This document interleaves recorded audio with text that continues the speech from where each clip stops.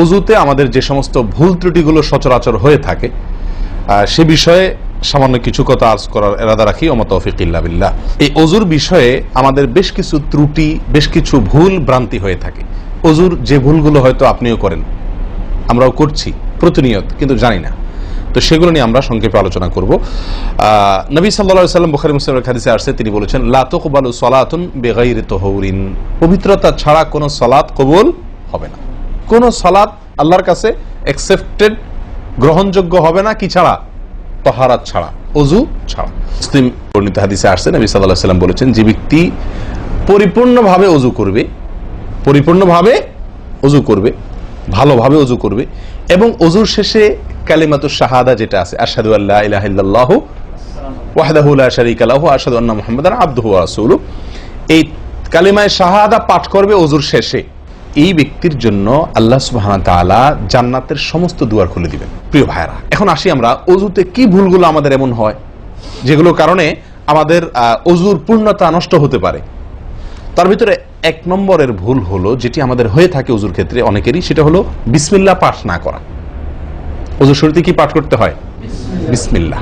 আপনি যখন হাত ধুয়ে ওযু শুরু করবেন, দুই হাতের কবজি দুই হাতে ওযু শুরু করবেন না, প্রথম কাজ, তার আগে আপনি কি করবেন? বিসমিল্লাহ। বিসমিল্লাহ বলে হাত ধুয়ে তারপর ওযু শুরু করবেন। বহু লোক আছি আমরা, ওযুখানায় ওই গল্প করতেছি, আড্ডা মারতেছি, কথাবার্তা বলতেছি, এই বলতে বলতে ওযু শুরু করে দিছি। তাহলে বিসমিল্লাহ কখন পড়তেছি? বিসমিল্লাহটা অনেক সময় অমনোযোগিতার কারণে, অবহেলার কারণে, অন্যমনস্কতার কারণে বিসমিল্লাহটা অনেক সময় আমরা বলতে ভুলে যাই। অথচ এই বিসমিল্লাহ পাঠ করা ওযু শুরুতে অনেক বিশেষজ্ঞ আলেমের মতে ফরজ। অনেকে বলেন বিসমিল্লাহ পাঠ না করলে ওযুই হবে না, আপনি যদি ভুলে বাদ দেন ওযু হলো না। যদিও সংখ্যাগরিষ্ঠ ওলামাদের মতে এটা না, তাদের মতে বিসমিল্লাহ পাঠ করা এটা ওযুর সুন্নাহ। এটা হলো ওযুর কি? সুন্নাহ। এটা আপনি যদি বিসমিল্লাহ বলে যদি ওযু শুরু করেন, তাহলে ওযুটার ভিতরে পূর্ণাঙ্গতা আসলো। দ্বিতীয় যে ভুলটি হয় ভাই, 199 জনের বলবো, তার চেয়ে বেশি হতে পারে, হাজারের ভিতরে 10 জন মানুষের হয় কিনা আমার সন্দেহ আছে এই কাজটা সঠিকভাবে করতে পারি না। সেটা হলো ওযুর সময় মিসওয়াক করা। ওযুর সময় কি করা ভাই? মিসওয়াক করা। এটি এত গুরুত্বপূর্ণ সুন্নাহ যে নবী সাল্লাল্লাহু আলাইহি ওয়াসাল্লাম বলেছেন, বুখারীর হাদিস, লাউলা আন আশুক্কা আলা উম্মতি লা আমারতুহুম বিসওয়াকি ইনদা কুল্লি ওযু। বুখারীর হাদিস। নবী সাল্লাল্লাহু আলাইহি ওয়াসাল্লাম বলেন, আমার উম্মতের জন্য যদি কঠিন না হতো, তাদের জন্য কষ্টের কারণ না হতো, তাহলে আমি তাদেরকে বাধ্যতামূলক করে দিতাম, ফরজ করে দিতাম কি? প্রত্যেক ওযুর সময় মিসওয়াক করা। হাদিস থেকে, তার বক্তব্য থেকে বোঝা যায় যে ওযুর সময় মিসওয়াকের গুরুত্ব তার কাছে কত বেশি ছিল। 3 নম্বর যে ভুলটা আমাদের হয়ে থাকে সেটা হলো কুলির মধ্যে। দেখেন, প্রত্যেকটা কাজেই কিন্তু আমি একটা একটা করে আপনাদের দেখাচ্ছি ওযুর প্রত্যেকটা কাজে আমাদের ত্রুটিগুলো হয় কিভাবে। দেখেন, কুলির সময় ভুল হয়। কি ভুল হয়?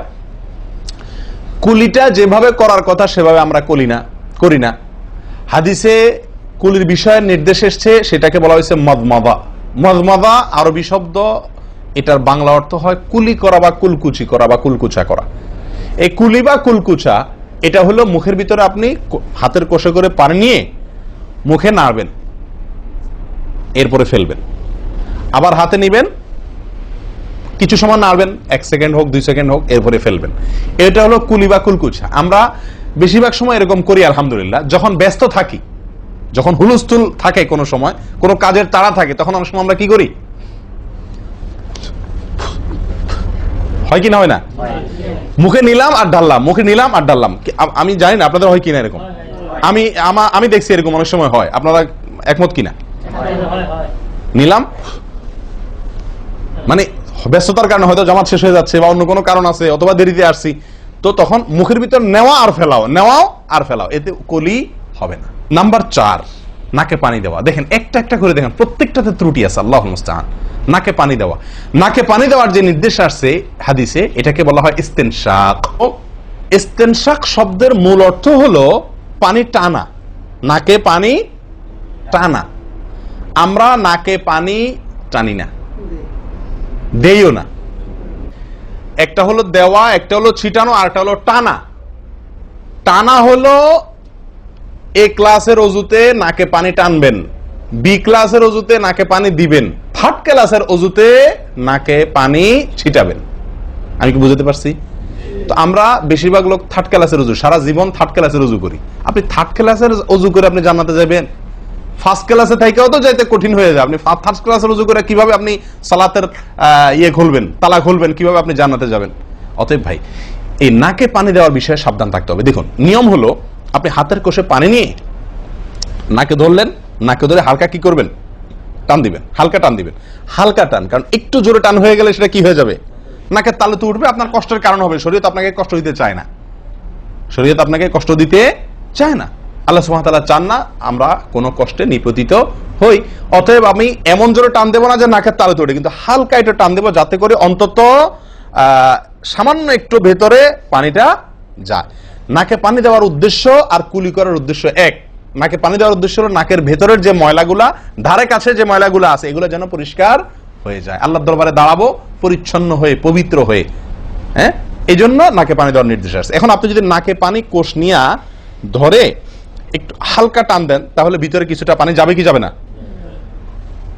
এটা আপনাকে করতে হবে। নাম্বার 2, এটা যদি আপনি করতে কষ্ট হয়, টান দিলে, আপনি আস্তে টান দিলেও উপরে উঠে যায়, তো দরকার নেই। তাহলে আপনি কি করেন? নাকে পানি দেন। নাকে পানি কিভাবে দিবেন? নাকটাকে অন্তত পানির মধ্যে কি করে রাখেন? চুবাই রাখেন, 1 সেকেন্ড চুবাই রাখেন। কিছু দূর পানি যাবে কিনা আমি কি বুঝাতে পারছি? আমরা অনেকে বিশেষ করে আমি দেখছি ওযু করার সময় নাকে পানি ছিটান। কিভাবে পানি ছিটান? ওই যে কষে করে পানি নিয়ে, লক্ষ্য করছেন আপনারা? এভাবে নিয়ে এরকম মারে পানিটা, এরকম মারলে সেটা কি হলো? ছিটানো হলো। হাদিসে যে ইস্তেনশাকের কথা বলা হয়েছে সেটা হলো না। আপনি সারা জীবন ওযু করলেন, অথচ আপনার কখনো নাকে পানি দেওয়ার সুন্নাহটি আদায় হলো না।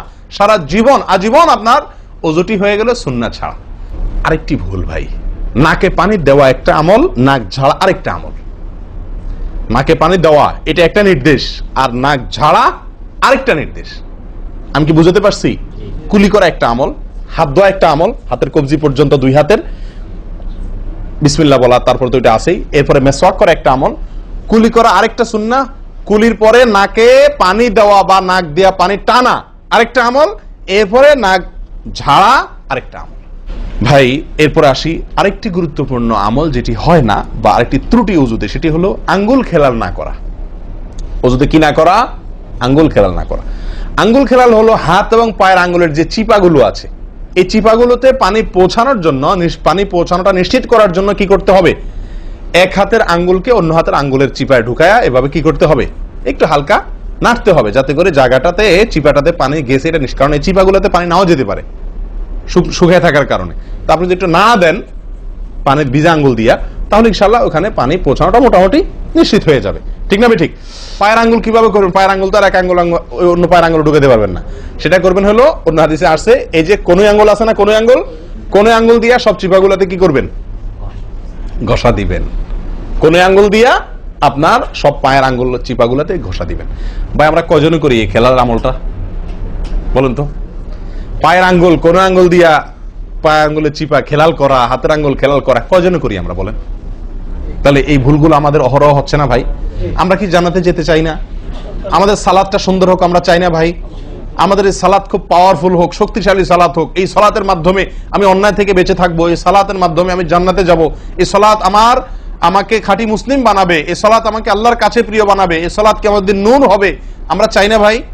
এগুলো যদি চাই তাহলে আমাকে ওযু সুন্দর করতে হবে, আর ওযু সুন্দর করতে গিয়ে এই ভুলগুলোর ব্যাপারে সাবধান হতে হবে। তাহলে আঙ্গুল খেলাল করা, পায়ের আঙ্গুল, হাতের আঙ্গুল আমরা করি না বললেই চলে ভাই। তো আজকে থেকে ইনশাআল্লাহ করব। তো ভাইয়ারা, ওযুর ক্ষেত্রে আরেকটি ভুল, এই যতগুলো ভুল বললাম এর ভিতরে বড় 2টি ভুল বলে ওযুর ভুলকে আমরা শেষের দিকে চলে আসছি। একটি বড় ভুল হলো শুকনা থেকে যাওয়া। কোন জায়গা যদি আপনার অবহেলার কারণে শুকনা থেকে যায়, ওযুর অঙ্গগুলো যেগুলো ধুইতে হবে, তার কোনো অঙ্গ যদি শুকনা থেকে যায়, ওযু হবে? ওযু হবে না। এক ব্যক্তি ওযু করে আসছে, নবী সাল্লাল্লাহু আলাইহি ওয়াসাল্লাম দেখেছেন তার ওযুর কোন জায়গা শুকনা আছে, তিনি বললেন যাও আবার ওযু করো, তোমার ওযু হয় নাই।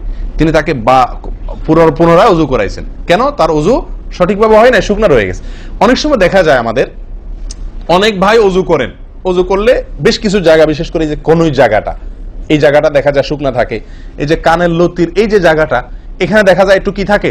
শুকনা থাকে। কপালের দিকে দেখা যায় শুকনা থাকে। এই জায়গাগুলো অনেক সময় দেখা যায়, বহু লোককে দেখা যায় ওযু করে আসছে, এখানে শুকনা, এখানে শুকনা, পায়ের গোড়ালি, গিরা, এই জায়গাগুলোতে শুকনা, কারণ হলো ওই যে অবহেলা করে অজু করছে, কোন রকম অজু করছে, অজুটা যেভাবে করা দরকার সেভাবে করে নাই। ভাই এই জিনিসটা আপনার লক্ষ্য করা দরকার, কি দরকার না? অজুই হবে না।